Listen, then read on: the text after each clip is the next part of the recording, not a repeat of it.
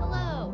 So I read all the books I could find on autism, so you don't have to. I read Temple Grandin's Visual Thinking about 2 months ago, and it just got me super obsessed with autism. What is it? Exactly, right? Like, it's really interesting. I read Devon Price, PhD, Unmasking Autism, which was such a game changer because Devon talks about how there are a lot of undiagnosed adults with autism and a lot of women or trans people or people of color that have autism that were not diagnosed because they don't fit this very specific box of how autism was diagnosed in the past. Super interesting and really empowering for autistic people, I would say. Talking about how neurotypical society, capitalist society, could rethink the way that it thinks about neurodivergency in just a whole new light. So highly recommend Devon Price's Unmasking Autism and letting autistic people live in their full potential, full expression of themselves. So super cool.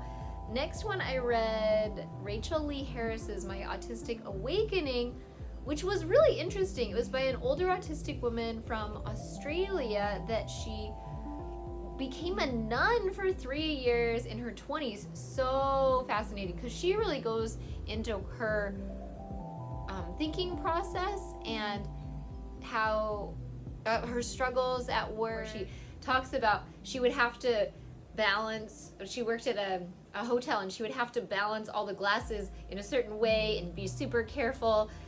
And then her boss was like, you should be able to carry two. Here, carry two. And she's like, but I can't.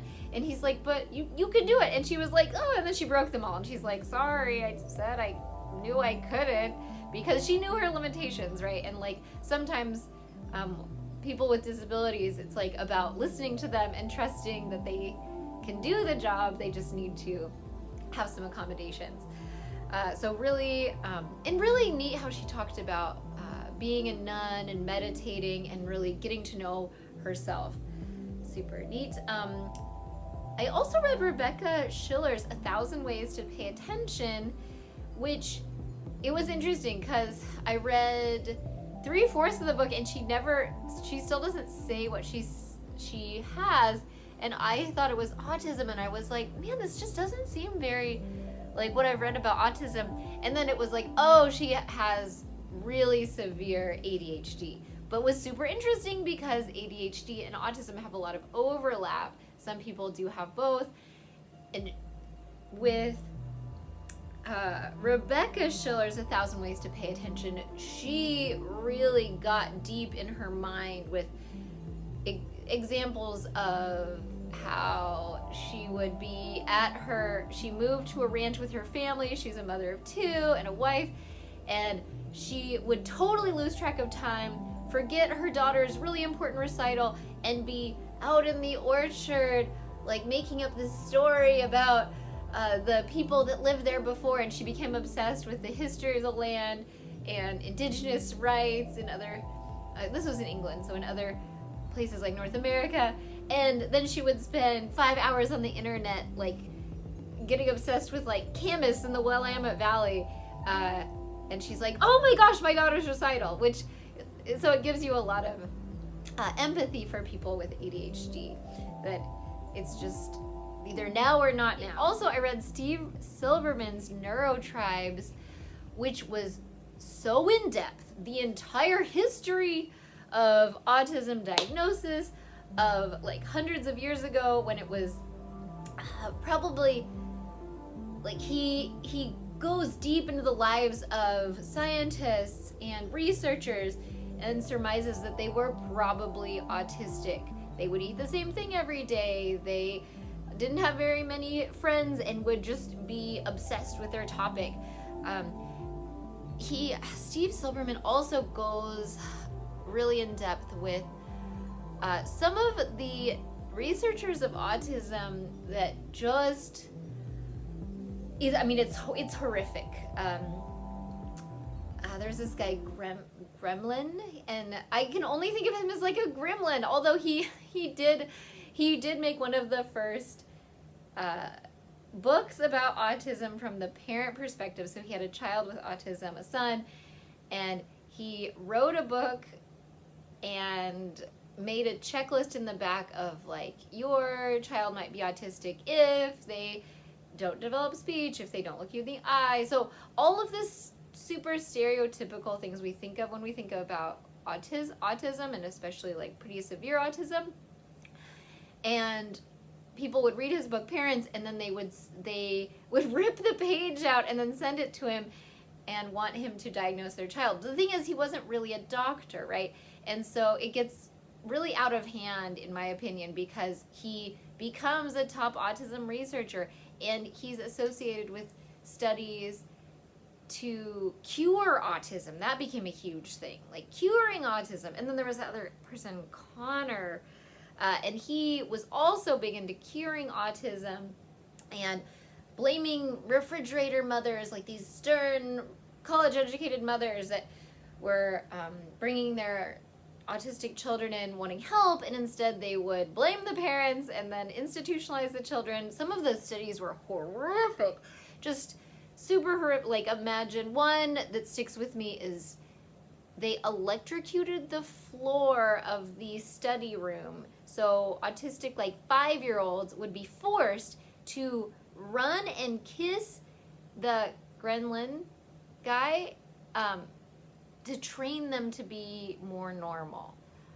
Just horrific, because I just finished Temple Grandin's The Autistic Brain, which I'm actually going to make a whole video about, because I think this is the best book that I've read so far about autism and the autistic brain and actual science about autism. But she talks about how a lot of autism might be based on symptoms that are from major sensitivities. So it's like there's a strong reason why autistic children wouldn't want to be hugged or kissed, and they're forcing these kids to do stuff, and it's like, are you curing them? And then there's like the hug method in the 80s where they would just like force children to be hugged, and it's like, maybe that might help some children if they like pressure, but like, it was just really sad. A lot of it's really sad to read. Also, Steve Silberman's Neurotribes, he goes into Asperger's, which I've heard various things like that some people took away using Asperger's, and the DSM-5 took away Asperger's as a diagnosis because he was a Nazi. But in Neurotribes, Steve Silberman goes into like so much detail, and Asperger was a scientist as the Nazis were taking power, and he had a whole lab where he was studying autistic children, but he called them his little professors, and he was really interested in these children's brains, and he saved, I think, more than 50 children from being killed by the Nazis. So technically, it's like he was working in a university while the Nazis took power. A lot of his Jewish coworkers either were killed or had to escape or were sent away.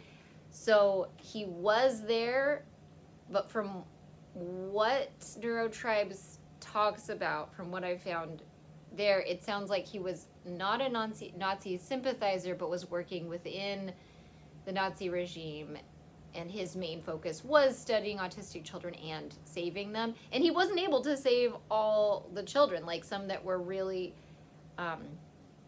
low functioning, quote unquote, were not, like the Nazis killed them. It's really horrible. Okay, but then the end of Neurotribes, like, it gets a lot lighter. The last, like, quarter of the book is more like empowering in one, the with the advent of the internet, how autistic people can advocate for each other. So I listened to that on an audiobook, and I had to pause sometimes and re-listen, but it was really worth it. So what's your favorite book about autism? And if you have any questions, let me know, and have a good one. Bye.